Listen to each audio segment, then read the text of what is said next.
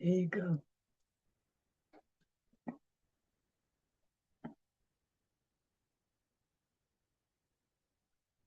Yeah. No, many blessings to you. We're really calling on grace today. A lot of you really need to feel it. Don't worry if you're not feeling it, it's there.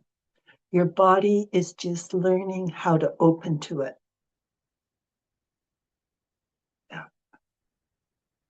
It takes a while for the cells of our bodies to be able to feel grace. Before that, we may feel edgy, stressed. It's the habitual ego coming up, used to there not being love. We move through this, and our bodies, the cells of our bodies, we relax into the love that is everywhere. And today, may we really relax into it, into this love.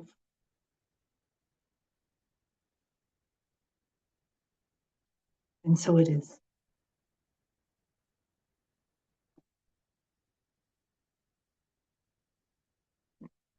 There are a lot of threads today, and I'm going to talk a little bit at first.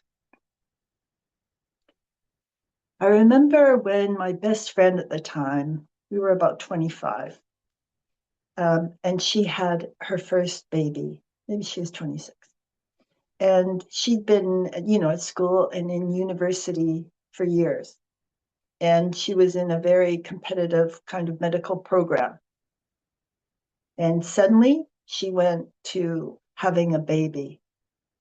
She almost had a mental breakdown with it, with the difference between her training to consume knowledge and be, a star student, and then the ancient biological process and the spiritual truth behind that process of giving birth to an infant, to another human being.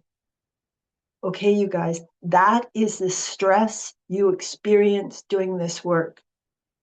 Okay? It's exactly that. It's shifting from one way of living to another. Yeah, it is that big of a step. And it is that unsettling sometimes. And, it's just that we have been extremely imprinted with a way of perceiving life that is now falling away. So our old way of living is no longer safe. It never was, but, we could go along in the machine of society that way. And now even that's not working. So we need a lot of, you guys, self-compassion, self-understanding. Cut yourself some slack and understand that you are oriented to consume, to take pills, to have something explained in a box-like fashion, and you parrot it back.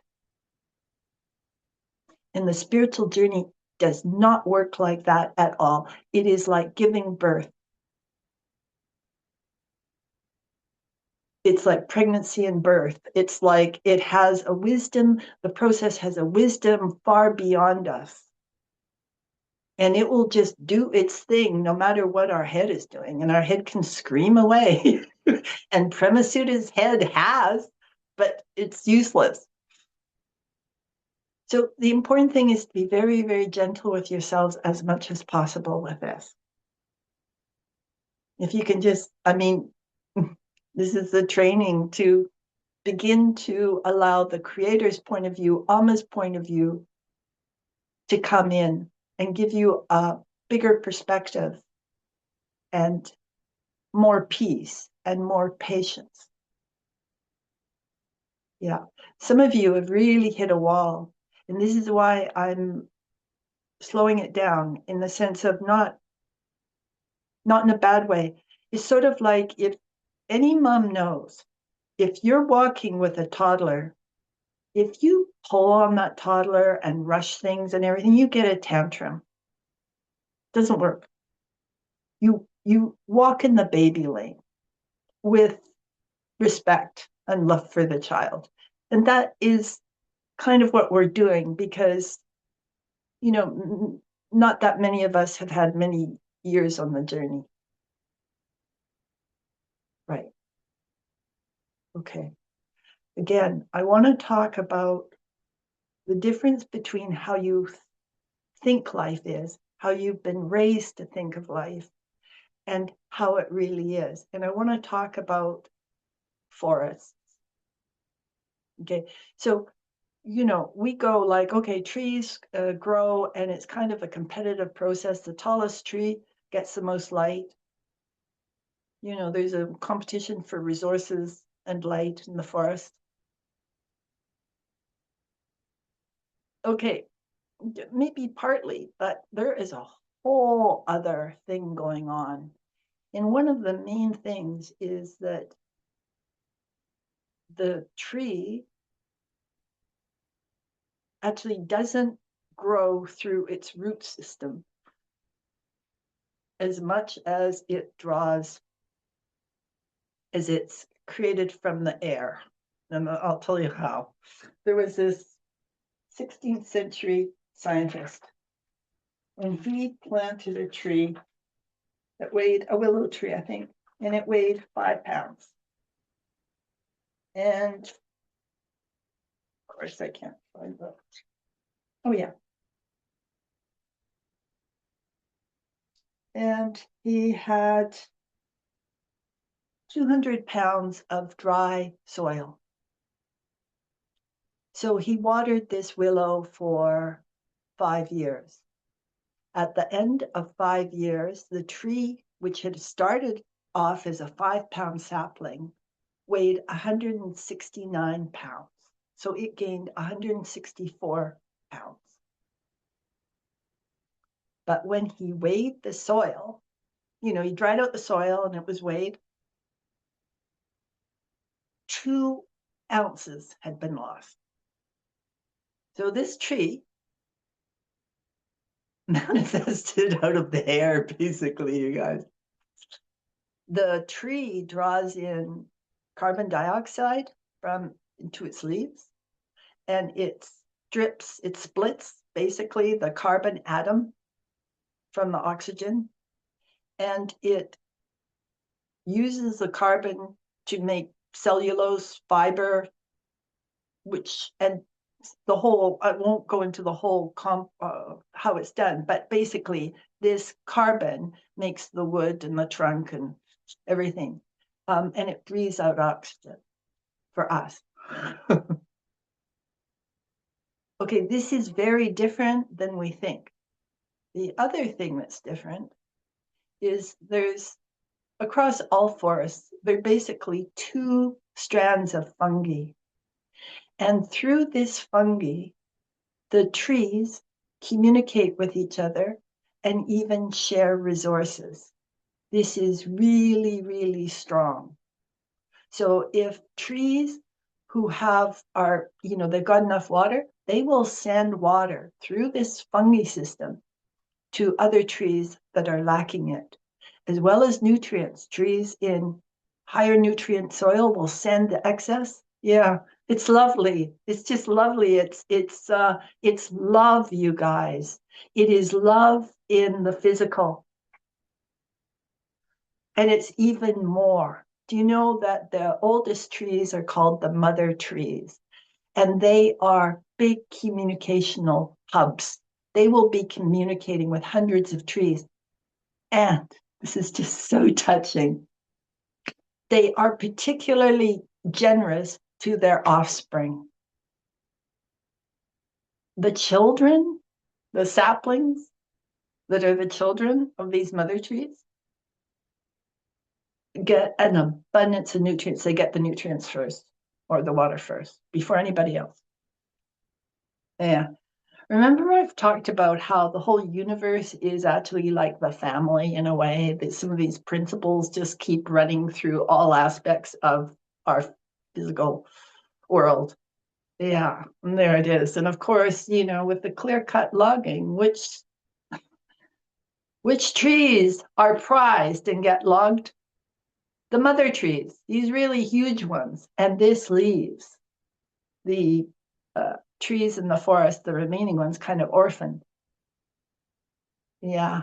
And this is the cost of our, I want to say stupidity, willful stupidity, that we keep saying. The meaning of life is to have a monster house and be a billionaire and have a private jet, It's like, oh, okay. Yeah. So what we think is going on in the world is very different from what is actually happening. And that's kind of what the satsang is about. And it is difficult for us. It's upsetting. Our world tips. It's like every time there's a big shift in understanding, there's a big pushback from the status quo, always. And then they spend 300 years trying to, persuade the status quo. And finally, after 300 years, it becomes a new normal. It is just what we're like. And in some ways, it's the way we have to be, because we have to be stable enough to evolve on the earth plane. If we all were too fluid in our understanding, it could become incredibly destabilized. And also,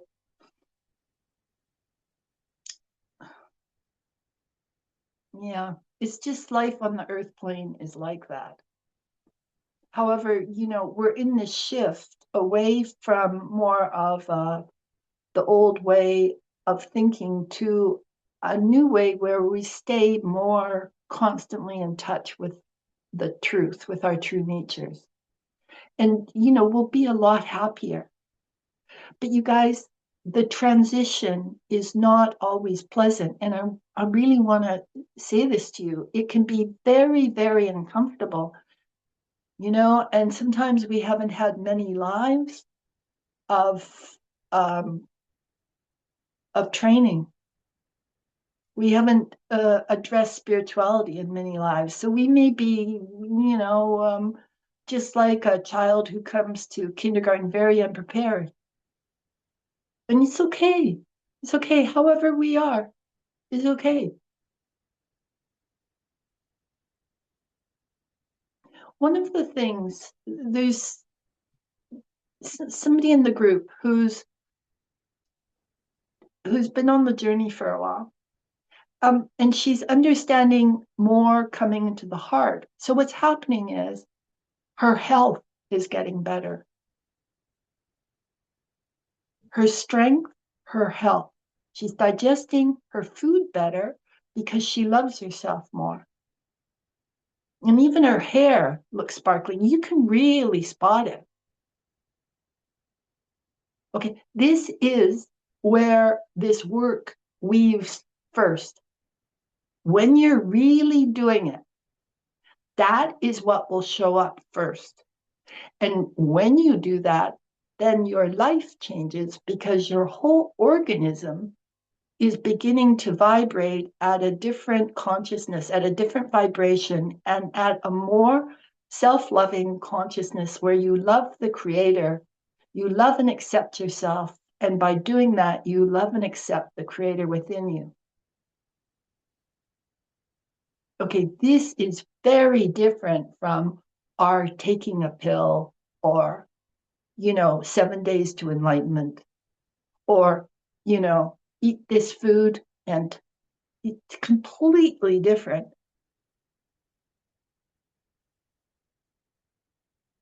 But this works. If you've got the patience, it works. If you've got the patience and the will to keep going.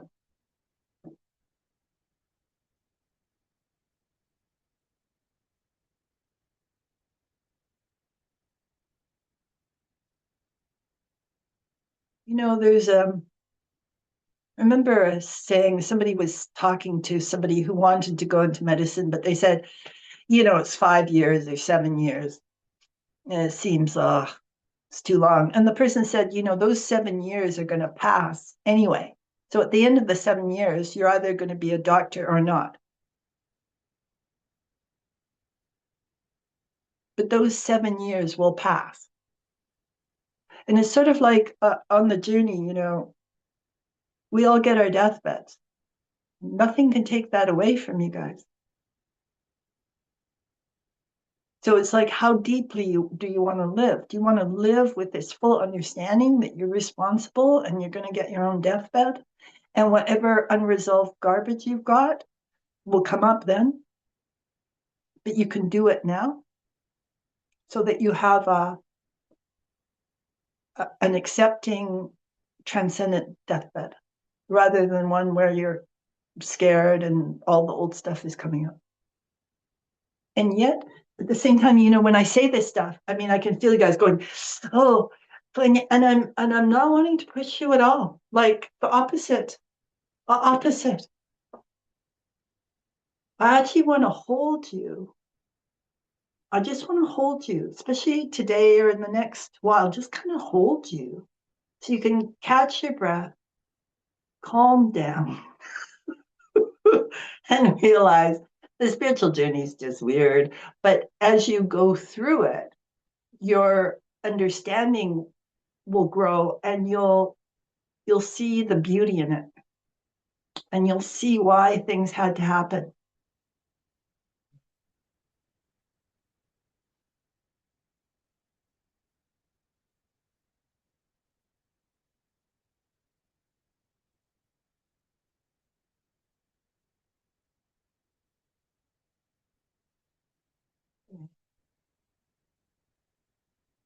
I can feel there's kind of a cleansing energy coming. It's sort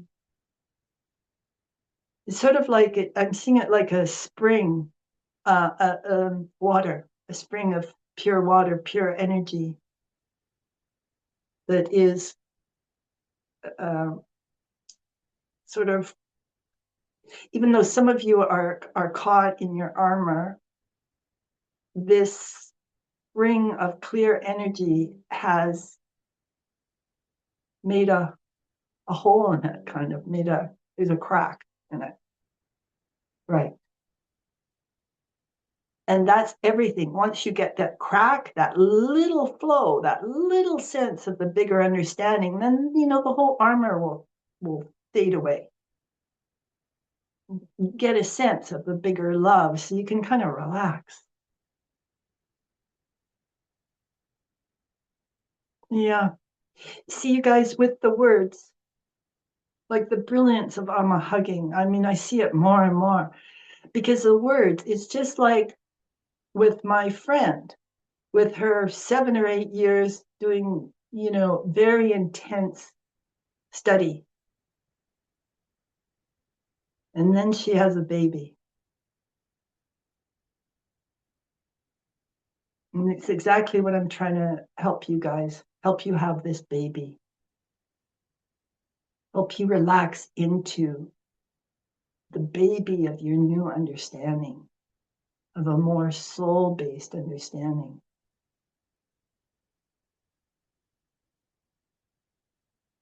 And the other thing, and this is really, really important, she felt very weak and very vulnerable. And this was very, very, very upsetting to her. This was her worst nightmare. But she'd feel vulnerable and weak because she was opening to a much deeper level of living. Any of us who've had children, then we know that birth changes a woman dramatically.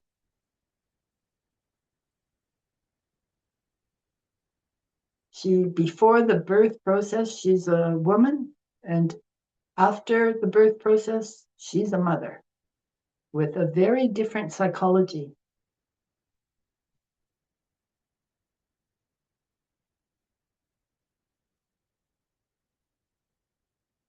That's what happens on the journey. You give birth to yourself, you become somebody very different in the best possible way.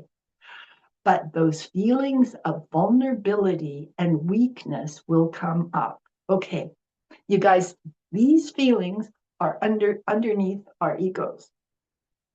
They're how the child felt. So you embrace them and pray, and Amma, the creator, will come into your body and mind. You will start embodying your truth.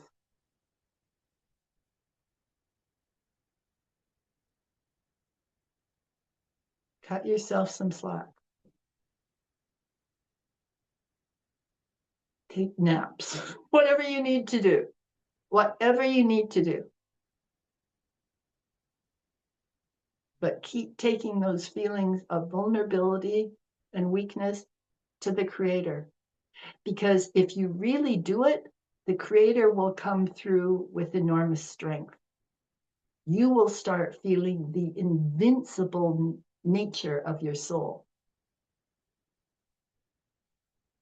This is what I did. This is what improves our health, you guys. That is what weaves the creator in so that we digest our food better and our overall health improves. You know, somebody might be on the journey and think they're not doing a good job. They might see all the things that are still wrong, but if they're feeling stronger and they're moving into higher cellular health, like higher good health at a cellular level, that's it. That is the Tao. That is the way of the Tao. And they might even be criticized by other people as not a great spiritual student, as kind of a wimp. Really, this is how crazy it gets.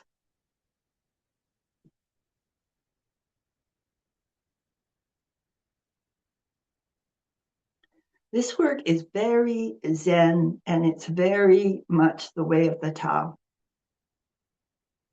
And it is very much not in the usual tribal consciousness that is our norm, that's coming from particularly our patriarchy. It is really not that. Although there is a tribal level at a fellowship level, you know. And I say you have to turn up on time, you know, kind of a very, very loose tribal thing, very, very loose.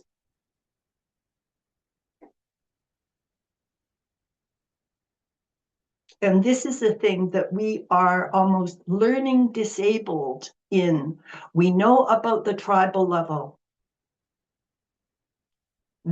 What this work is, we don't know about at all. We're scared of it often. It is everything that has not been allowed as we learn this tribal level.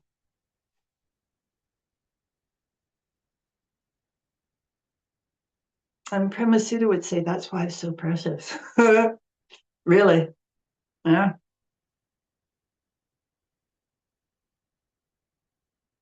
And uncommon.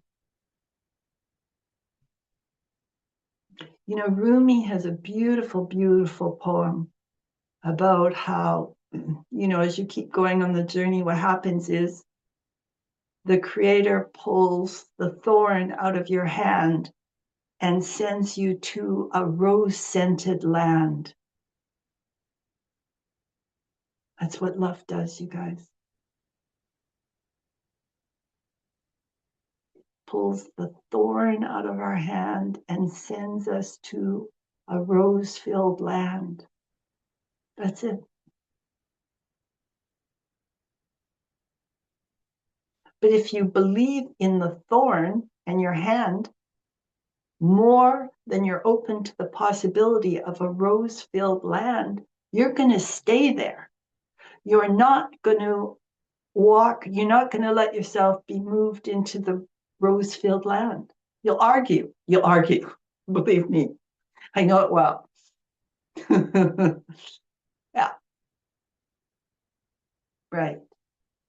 But you know, the other thing is that it might take years to get to the point where you let the Creator lift the thorn from your hand and move to the rose-filled land.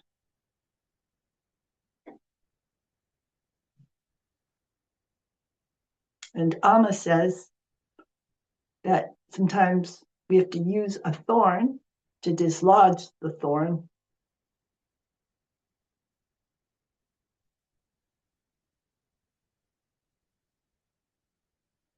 But in the final analysis, the Creator actually lifts the thorn away. We grow out of it.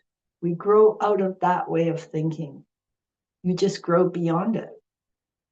You no longer think that way at all.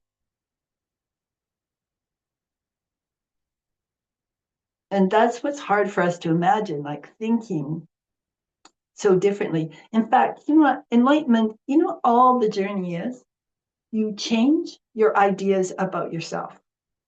Okay, I want you to hear that. You change your ideas about yourself. So instead of walking around going, oh, I don't know, I'm a miserable sinner. I'm like, I don't know, I've failed so many times, whatever. You kind of go, wow, I'm this love-filled person. I'm this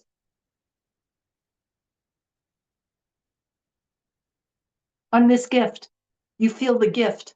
You feel the gift of who you truly are. Yeah. And you can do it all along the journey. You feel more and more what a gift you are in your essence. And at the same time, you can see what's obstructing your essence. You see how your ego functions. But all that comes after years. And some of you are just real beginners, and you're kind of like you're wanting the PhD training. And it's like, you know, there's some really basic things to go through before you can get the higher understanding.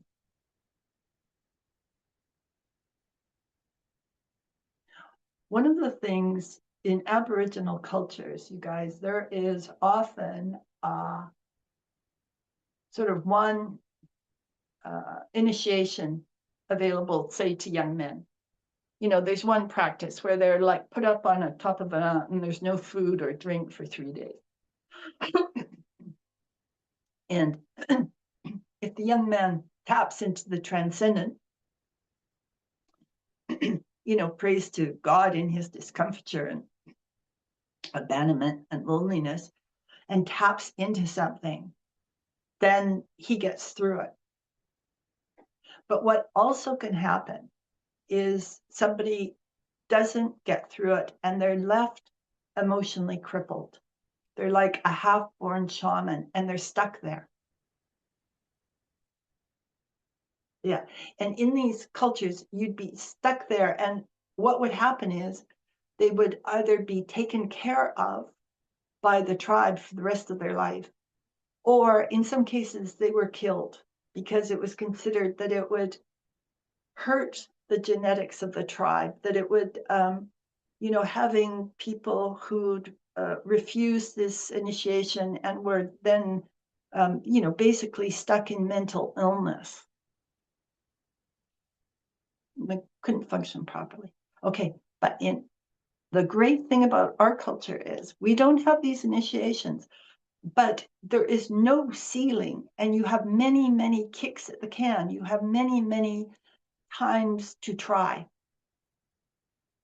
You can just keep trying your whole life. There's nothing that says, oh, you failed and you can't do this anymore.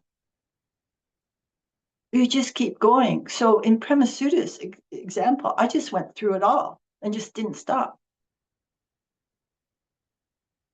Right. Okay, good. Good, you got that. You just keep going.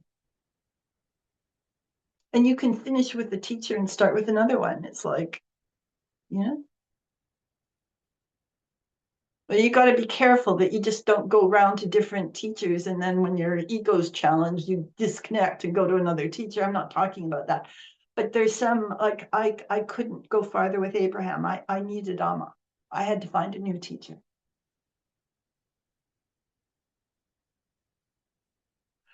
I'm hoping that you guys feel held and secure enough.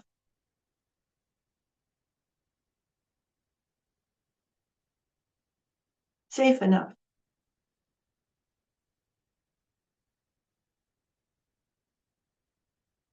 Yeah. And some of you have trouble with safety, and I get it, I get it. You can't force it. You can't force it, you guys. Don't force it. Just wait. Just keep going. See if there's some small improvements to your health. Really. See if there's some small improvements in your habits, even. And maybe there's a little bit of an ability to be able to witness yourself more. Even if you don't really know fully how to witness yourself, maybe you can see, hey, I'm going down a dark hole of thoughts. I don't have to do this. Right. The thing is, many of you want to learn to witness. In order to learn to be clear enough to witness, remember a couple of weeks ago I talked about that we were going to be focused on becoming clear. Well, this is what all this is, becoming clear.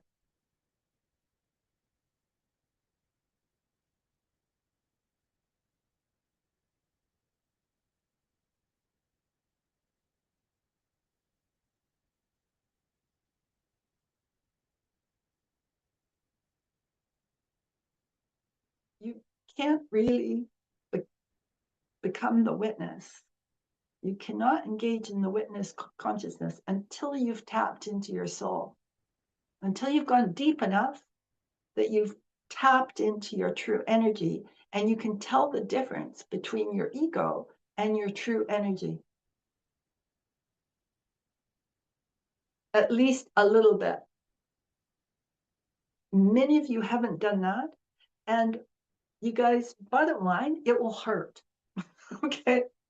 It will hurt to tap into your soul because what you'll have to go through to get there is your ego. And you will have to feel the sorrow underneath your ego. And this is why it's a good idea not to rush. Like, don't rush. You'll just be brought to these steps as you're ready, organically.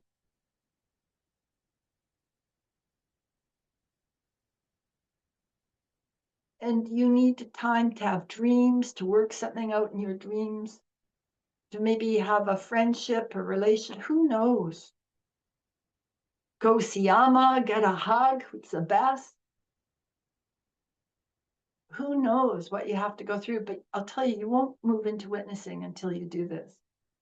Until you've it's like drilling for oil or looking for gold until you find the gold. You have to go down, find the gold, and then you can witness. But don't rush it or force it. I mean, it's destabilizing enough to learn how to witness. It has to be done gradually. Amma really talks about do things gradually. The trouble is some people just don't do it at all. They're so gradual. It's the happy medium, you know. I hope this is becoming clear. If you just remind yourself that, think of my friend with 7 years of, 80-hour weeks of study classes, 80-hour weeks endlessly. And then she has a baby. And she's just almost out of her head with it.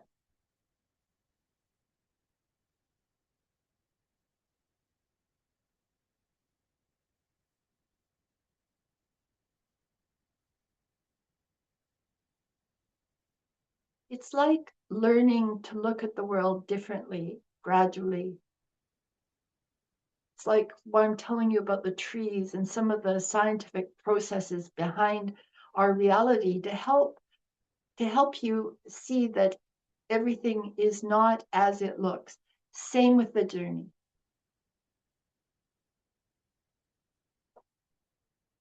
We think it's like, okay, I can get this. I'll try hard and get it. And, doesn't, you can try really hard in a forcing way and never get anywhere.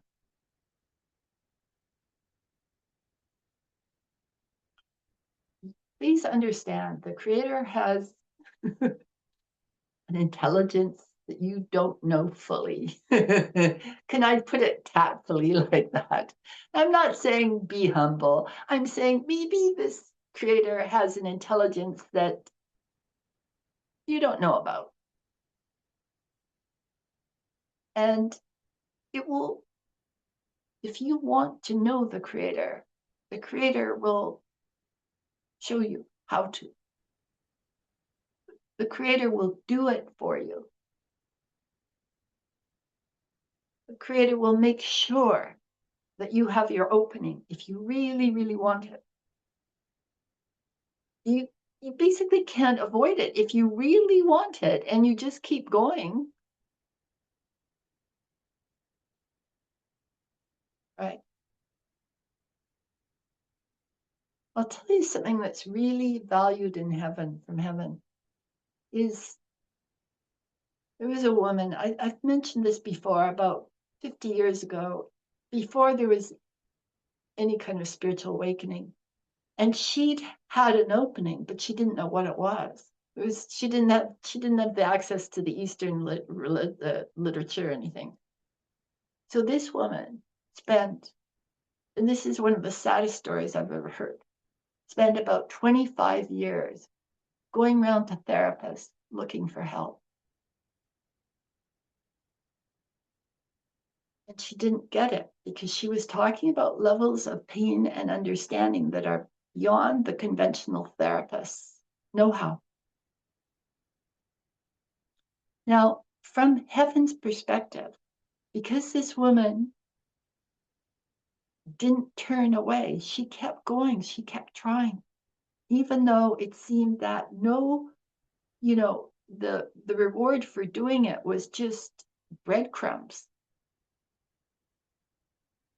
Her years and years of basically agony and staying on it and not denying that level, refusing to deny that level, not turning away, knowing there was something there.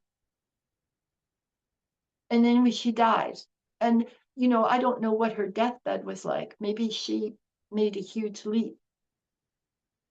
But from heaven's perspective, she was like a star pupil. And I'll tell you, the next life she has, she will get total spiritual support. This is what happens when we live one life like that.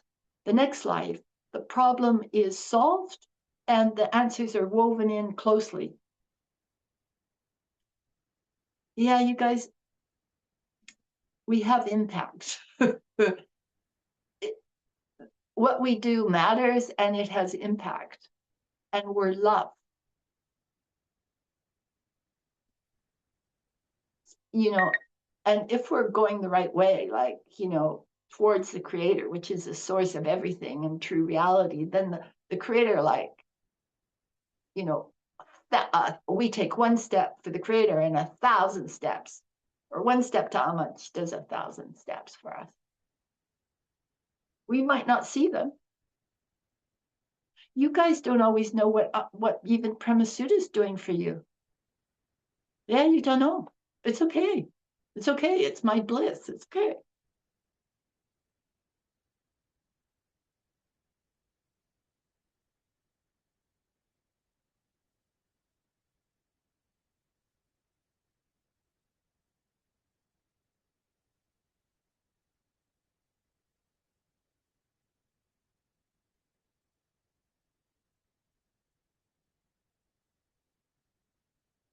There's a feeling of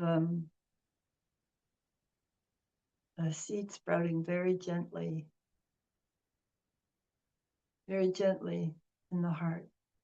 Out.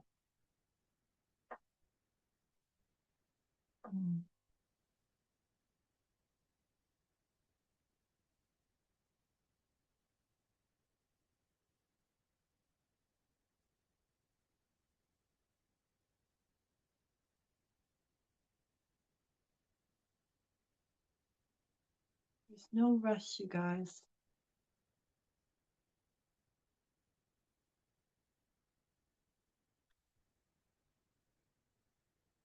The thing is, the other thing I want to say to you is in our time, this separation is coming up. So we have AI,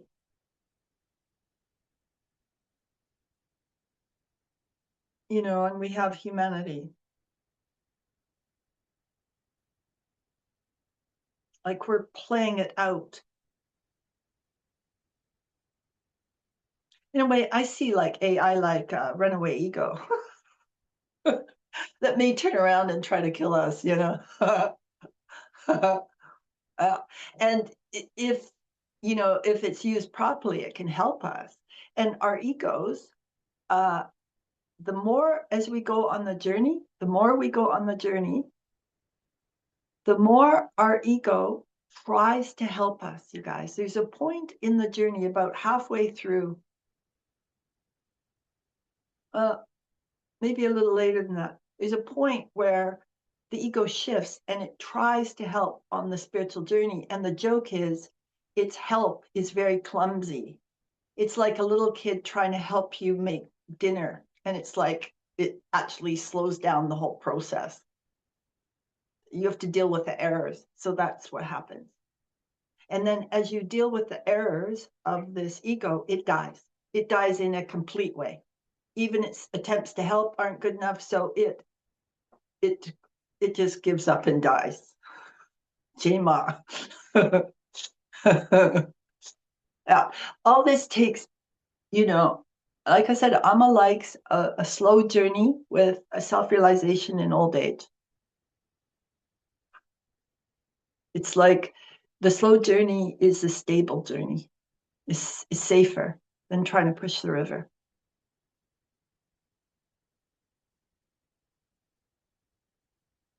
And sometimes by going slow, we go faster. You see afterwards that it wasn't slow at all, it was really fast.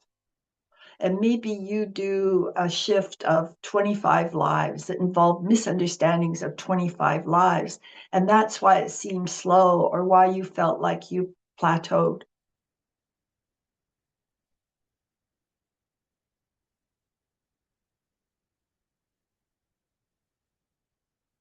There's no rush, you guys. You're all beautiful. I just get fierce when sometimes it's like you think of when in a anytime you say how do I put it?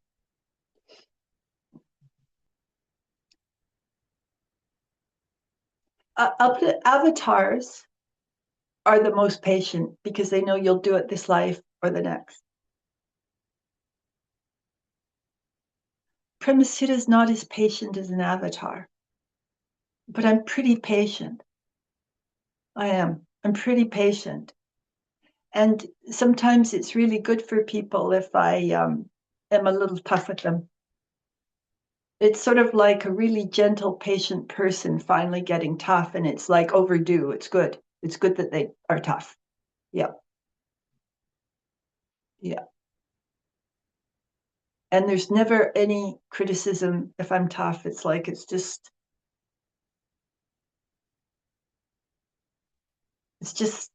any authentic teacher just wants to help you become your true self. The depth of love, it takes us, I've said this, it's taken me decades to realize how completely Amma loves us.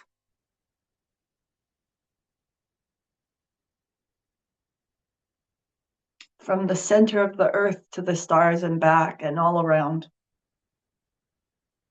It is a total 100% love and understanding.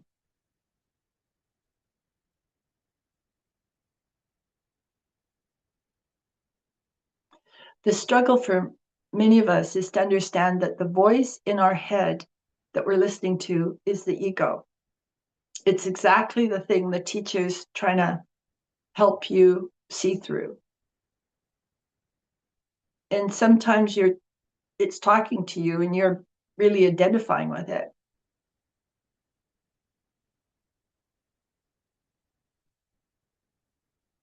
It's like the teacher saying, oh, it's going to be a beautiful sunny day today. Let's go to a picnic. And the ego saying with total authority, it's going to rain. Better stay inside. Don't go. And it can hypnotize us so much that we look outside and we see rain. Okay, this is what egos do. So I worked with, I've told you this, did volunteer work with some ladies that were anorexic. We stood in front of the mirror. They were like bean poles, like horribly skinny. And I was normal weight.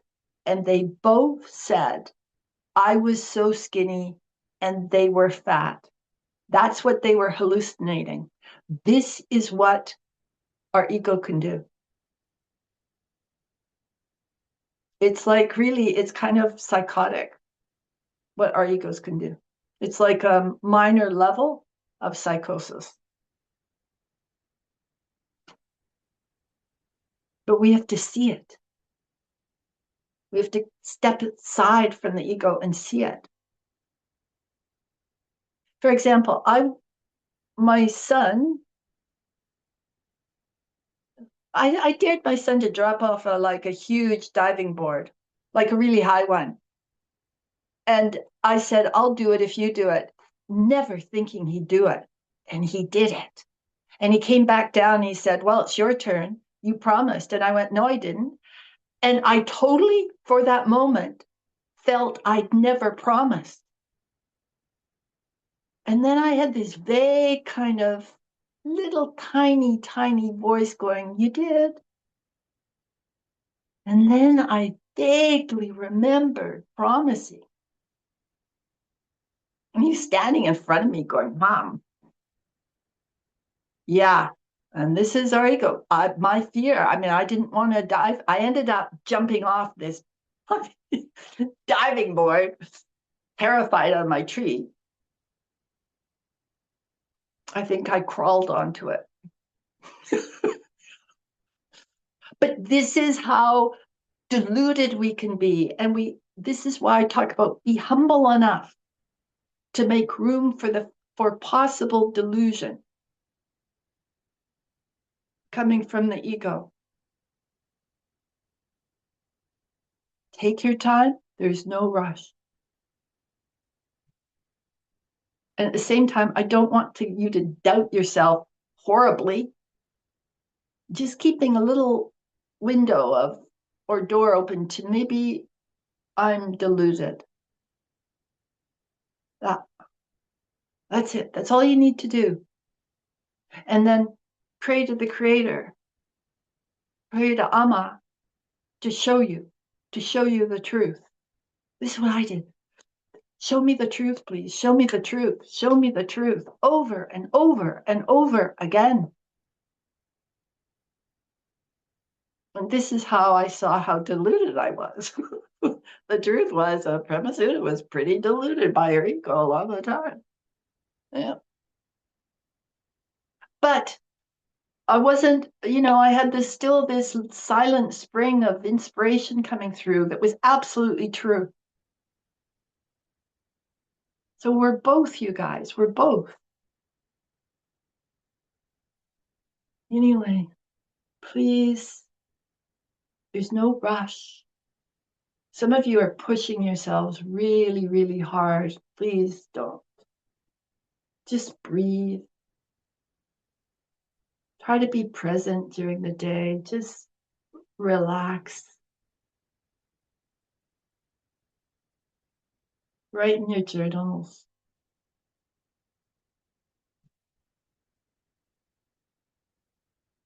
Contemplate.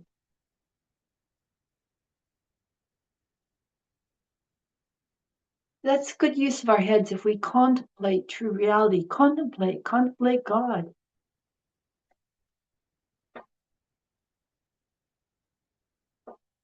Yeah.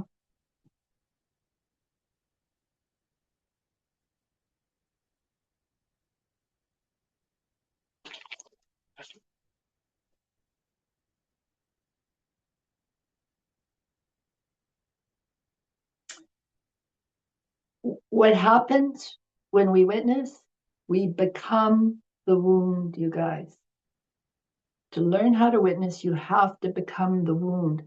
You have to realize that you are living your life not as an adult, but as an injured child in adult form.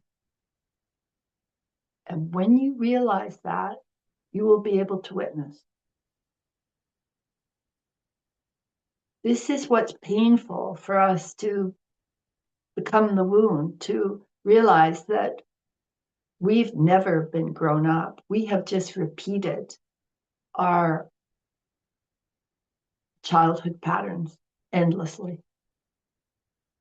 And when you see that, you cry and your soul comes in. There's no rush. That's it. It's better if it isn't rushed. You'll just be brought to it. You keep praying, you'll be brought to it.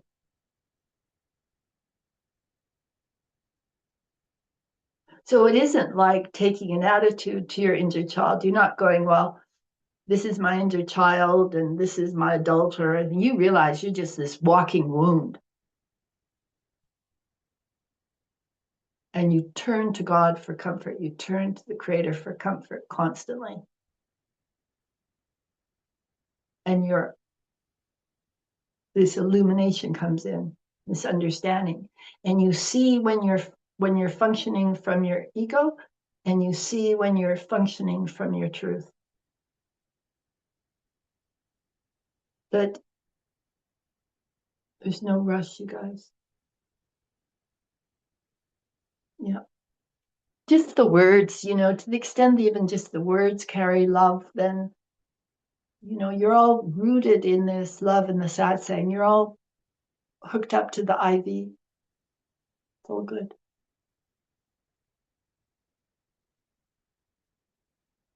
You're where you need to be. There's no error.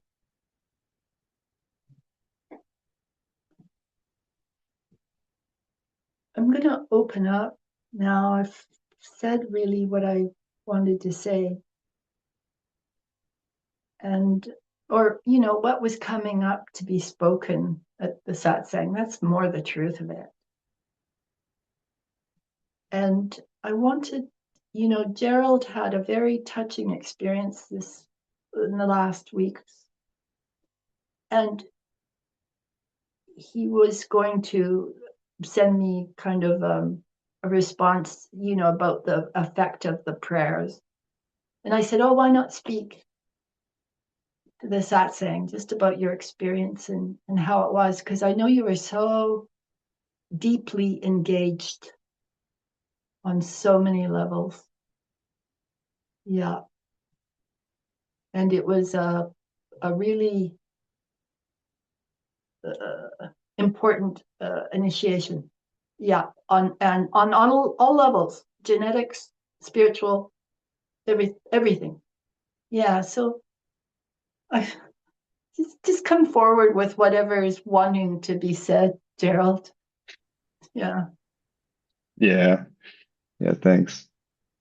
First and foremostly, like I won't pretend to have fully processed all of this because it's just such a big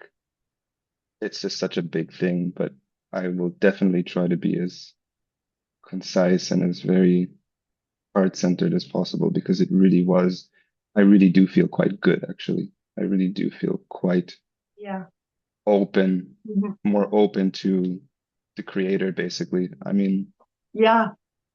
Yeah, you do. You used it well. You're using it well. Yeah. yeah. Mm. So just to be clear to the group, I mean, my grandmother passed about a week ago last Saturday. And if anyone remembers from the one of the dream satsangs, she had a very important part in my upbringing. She was kind of like my second mom in my early years. And I was very close to her whole process um, in passing. And when I say really, really up close, I mean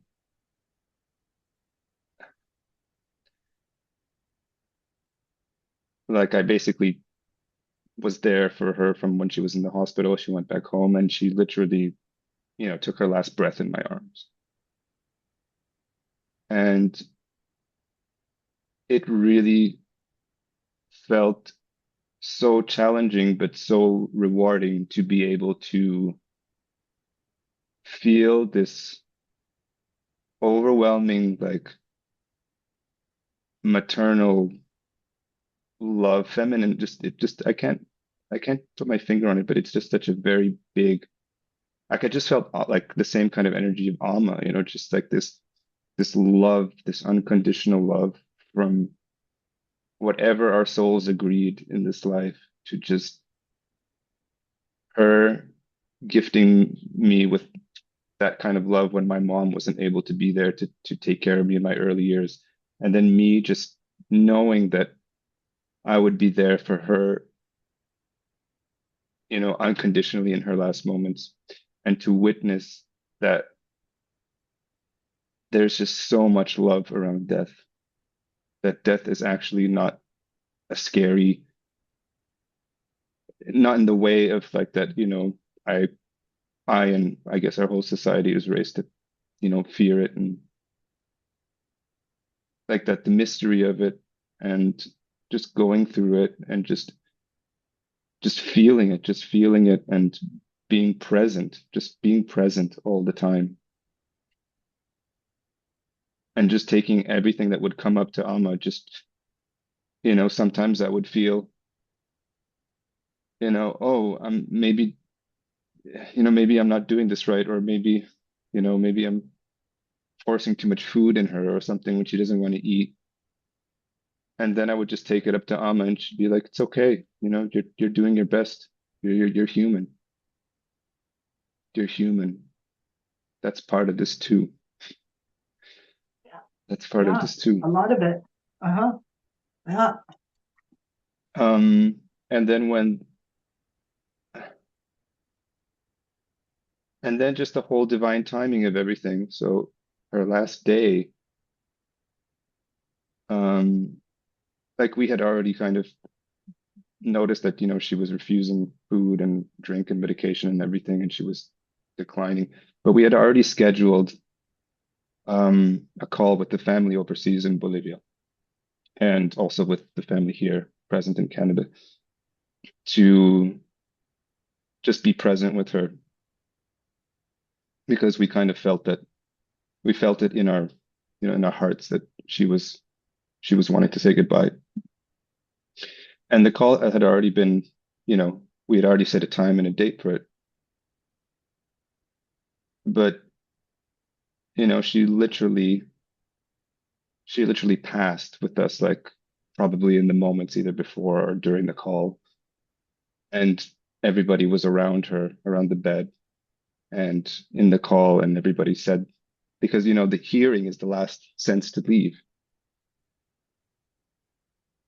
And I just felt this overwhelming sense of,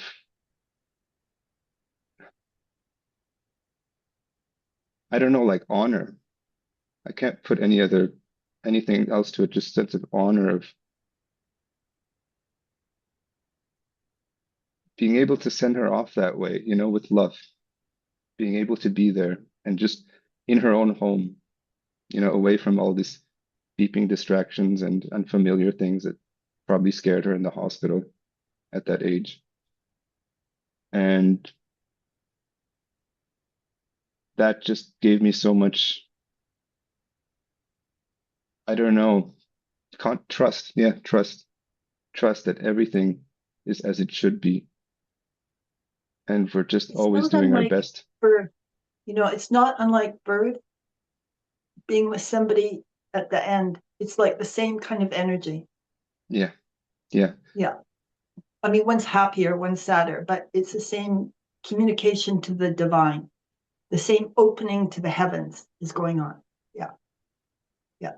that's Right. that's exactly what I felt, that Yeah. there really isn't like a beginning, or it's not like the line between like birth and death, No. beginning and end. It just disappeared for me. Yeah. Just kind of had this moment of like there's no more like there are events, but there really is no beginning or end. It's just a Yeah. stream of loop. Yeah.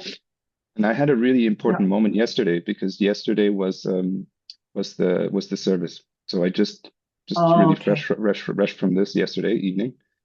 Okay. Um, but long story, I mean, just to loop it into this feeling, at the end when everybody was gathering around, um, this close friend of the family just arrived from Ireland, and she just had a newborn baby. And I was already swimming in love from the whole experience, actually. I was really feeling Yeah. like I was feeling at the ashram. I was Yeah. feeling like in your words, like the air was thick with it. Yeah. And then when nearing the end, when I was shown this friend's newborn baby, I just took one look at him, and I just felt what I just mentioned, this blurring of lines between, you know, time and life and death, and just seeing how beautiful everything is, how beautiful it all is, how intricately woven, and how this gift of like this child and his energy and just his smile and everything, and just feeling the presence of all, like of my grandma and all of her aunts, and just like everybody's here, everybody's, it's all around, it's all around. Nothing is ever really for nothing. Nothing is ever really lost, you know. That's it. That's it. Nothing's ever lost. No, not really. No. Yeah. Yeah. Right. Good. Good. Yeah. Thanks, And, Gerald.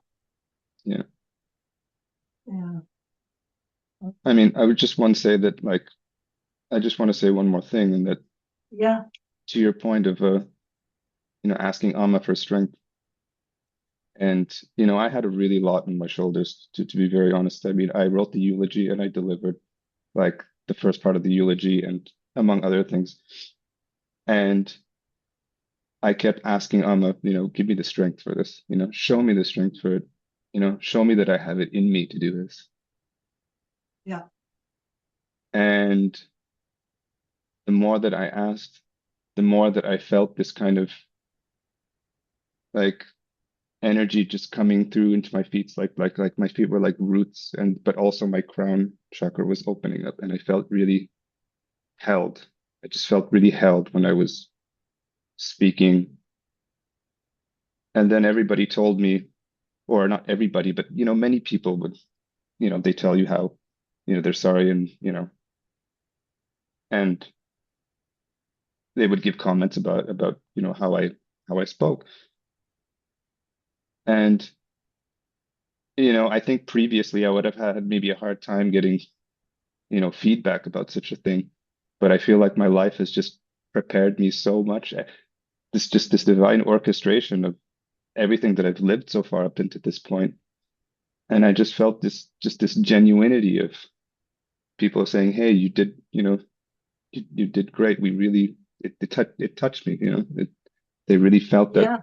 something I did for my grandmother and my family touched me, and it was genuine.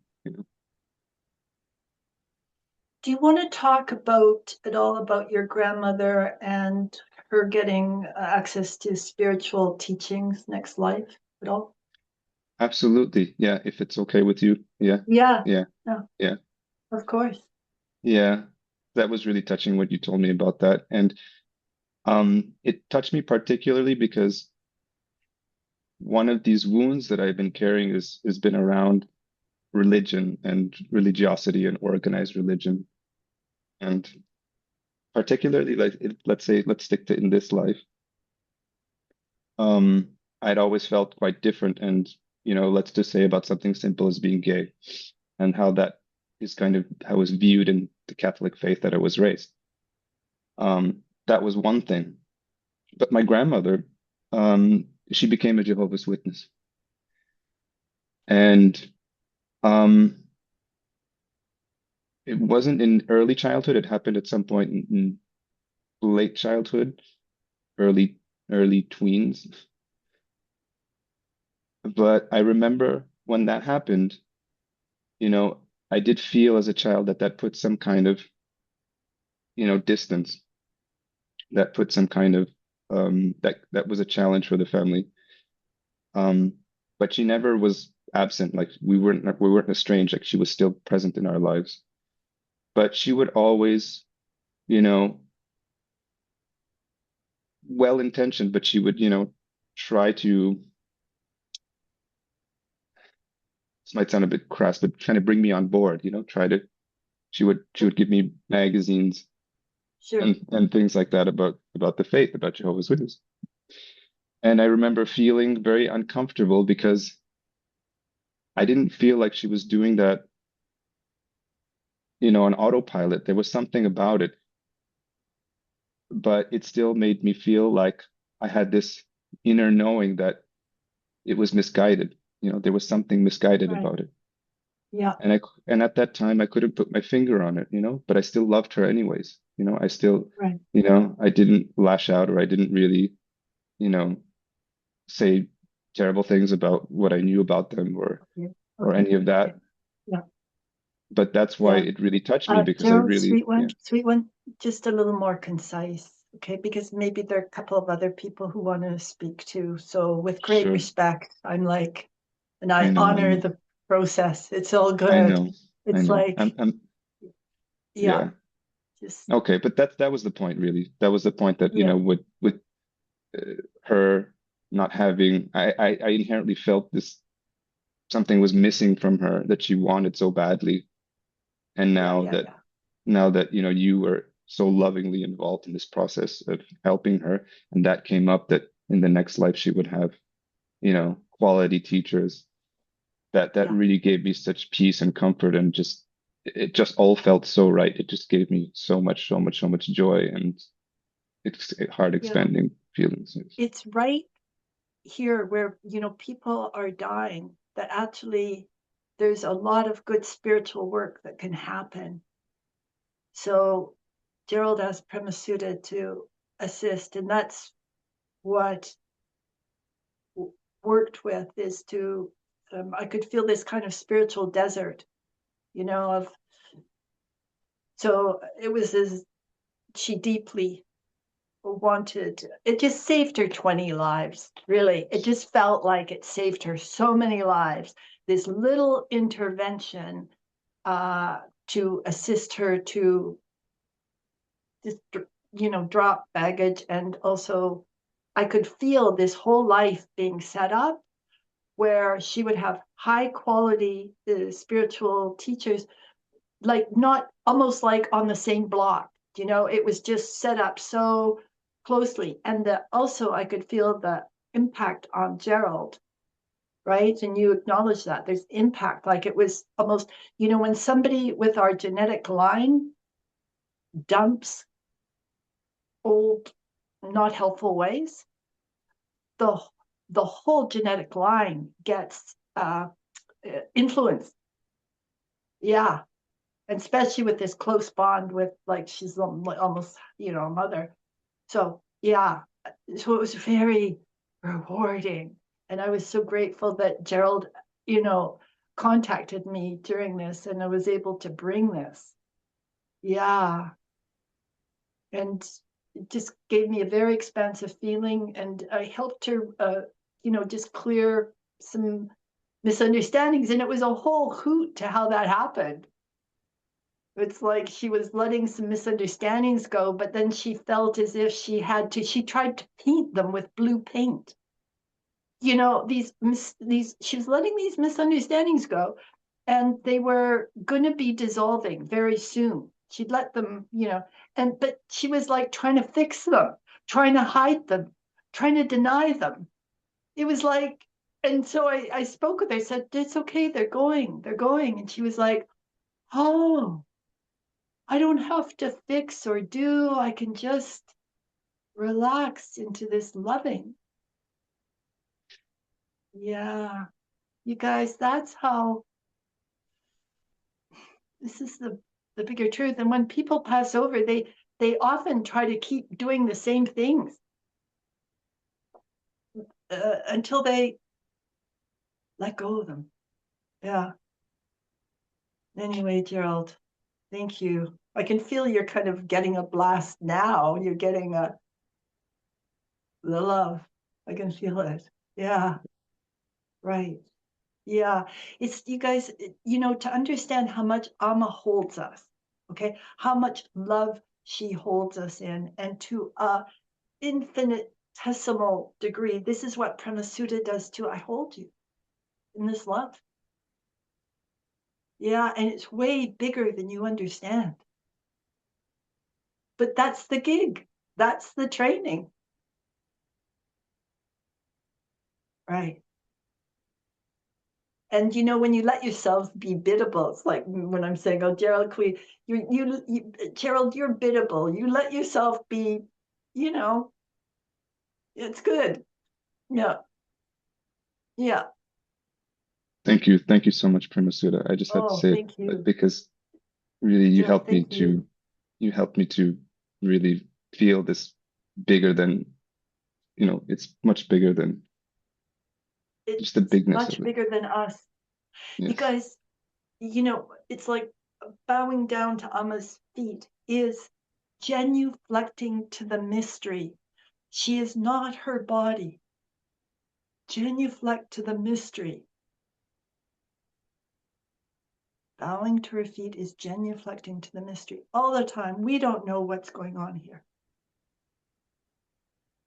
It would happen over and over again. Something I thought was going to happen didn't happen. Something else. I went, okay, bow down. Okay, you know better than I do. I don't know. As I watched my dreams get shattered. I'm kidding. As I watched my ego dreams get shattered. That's kind of what it was. Is there anybody else who needs to say a few words or um, question or comment or Premasudha. yeah, who's that? Pratiba. All right. Where are you? Where are you? I'm right here. Oh, Pratiba. Pratiba. I heard Atiba. And I didn't Oh, see I that's okay. and I That's didn't see okay. you till I didn't see you when I was doing the list. So That's happy to okay. see you. Yes, Pratiba, go. It's just funny when you were start at the beginning and you were talking about being on your deathbed and experiences, and then Gerald speaking about his grandmother.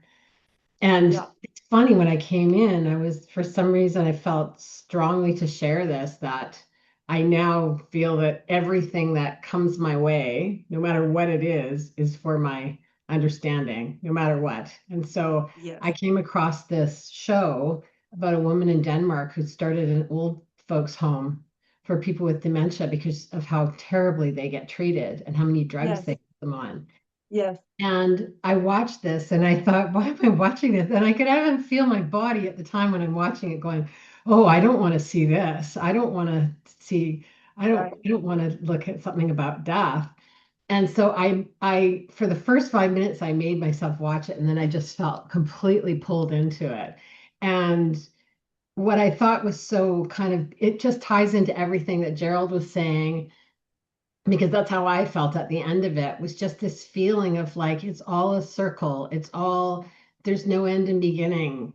I Yes. saw, I saw all these experiences of people that didn't kind of wake up. And so they were kind of following the people that didn't wake up. And then they kind of followed a woman that kind of had woken up. And so they showed her death experience. And I was just weeping watching it, but not out of sadness, just like what a beautiful life lived. Right. And the experience was beautiful, and also beautiful to see that someone has actually, it also gave me a great sense of like, do this with your life too. Like you can too. You can make a big Yeah, difference. you can People's, too. yeah, Right. right. Like me Exactly. too. But what a Yes. beautiful experience to watch that, and to just, and also like to just whittle away this fear around it, because it's not something to be so feared. It's beautiful. It's beautiful. It might be a big relief, you guys. Yeah. I think it might be really, I mean, we get praised for getting out of bed every morning. It might be Yeah. nice to see other ways of living. Yeah. Yeah. Good. Yeah. Interesting, I just Pratipa. want to share that. And also one more thing that I came across that I don't know if people would be interested in this or not, but I cannot believe how wonderful it is in the morning. I wake up every morning now, and you know how on the when you do something, it hits the algorithm, and so it pops up every day. So at the same time every day, I get this guy, I think he's Danish, or yeah, I think, and he has clipped onto plants, different plants. I don't know if you guys have seen this at all, but he clips onto the plants and they sing. And so you can listen to the singing of these. And he does like an old oak tree that's like hundreds of years old, and he plugs into that, and it's like boom, boom, boom. And then he'll plug into like a peace lily, and it'll be like la la la la la la la la. It's just they have the most beautiful music, and you can just look it up on YouTube. And I listen to it every morning when I get ready. I cannot tell you how much peace it's brought me to listen to this in the mornings. Oh, Like it's I just, fantastic. yeah. And I just feel like I'm completely getting in touch with nature. And then when I go out into nature, I feel this sense that it's come with me of like, you're all singing. This is why we feel peace when we're in nature because they're all singing to Beautiful. us. Beautiful. Yeah. And Pratipa, this is exactly what I talk about, like helping ourselves, right? Like Yeah. doing Yeah. these things and Yeah. it feels good. Yeah, Yeah. it does. Oh, that's lovely. What a Yeah. gift. Thank you for telling Yeah, us, telling I'll me. send it to you when I Yeah. find his link. I'll send it to you and you can send it out to the group. But it's just a lovely thing to listen to in the daytime. You know, this is how technology can help us actually Yeah. back to truth. Yeah. Yeah. That's fantastic. Oh. Yeah. Yeah. Right. Mm. Thank you. Yeah, Thank thank you. you. Mm. You guys, anybody else have anything to say?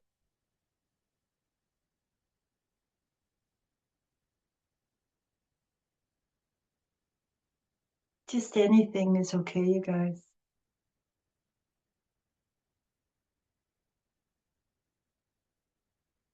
Maybe there's not that much to say, though. I don't know.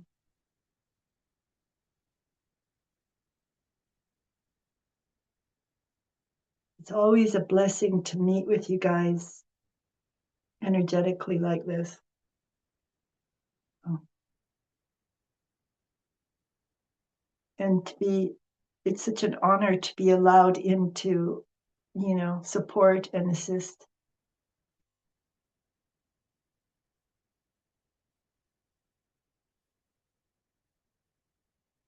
Right. And don't underestimate yourselves, guys. You're part of the divine.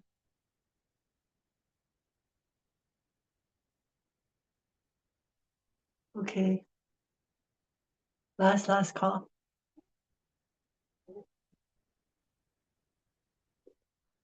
Okay, beloveds.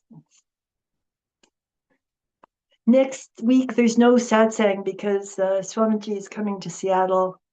So we'll skip to the next week. Yeah, alas. Yeah, lots of love. Yeah. Yeah. Yeah. So dear. You're so dear.